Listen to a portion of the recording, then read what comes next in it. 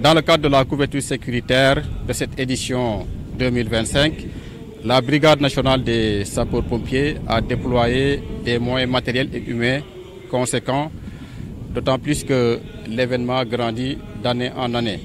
À ce titre, le détachement est composé du point de vue personnel de 586 personnels, dont 24 officiers, et parmi ces 24 officiers, nous avons 5 médecins militaires.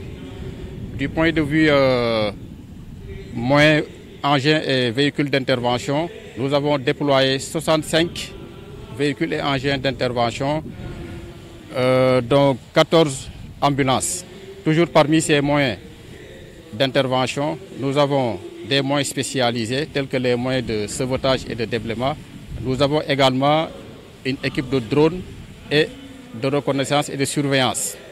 Le dispositif de cette couverture sécuritaire est articulé en 3 échelons.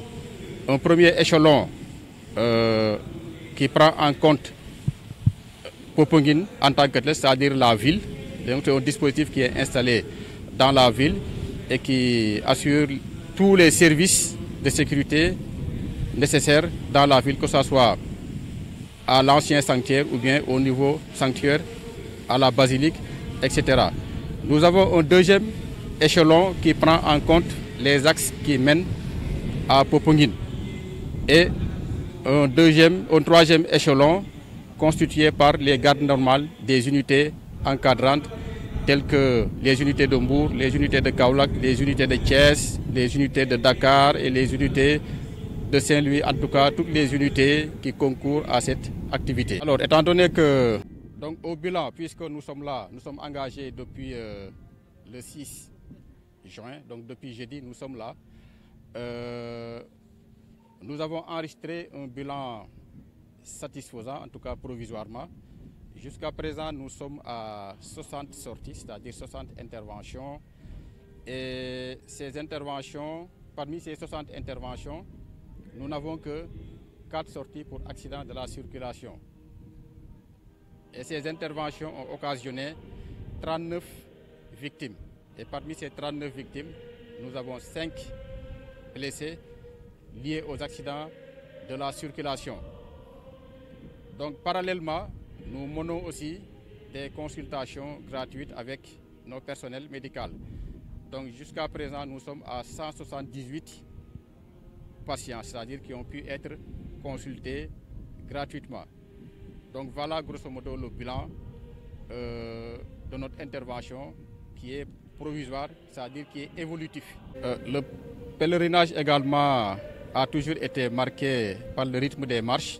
Cette année-ci, nous avons pu encore, par la grâce de Dieu, assurer la couverture sécuritaire des marcheurs qui ont pris en tout cas 3 itinéraires, c'est-à-dire l'axe Cap des Biches Popenguine, l'axe Thiès Sindia Popenguine, l'axe Mbour Guéréo Popenguine. Donc, dans ces 3 axes, nous avons dépêché un dispositif pour accompagner ces marcheurs, qu'il s'agisse de moyens roulants ou de personnel médical et paramédical, pour assister les personnes nécessiteuses. Nous avons également la marche, ou bien la marche des cyclistes. Je pense que c'était une innovation cette année-ci. Cette marche également a été couverte par un dispositif des sapeurs-pompiers. La veille aussi, il y avait une marche des enfants qui ont quitté Toubab Dialaw. Cette marche également a été...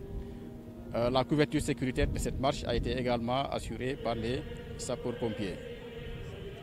Et bon, d'après les renseignements que nous avons, l'ensemble des marcheurs étaient aux environs de 24 000.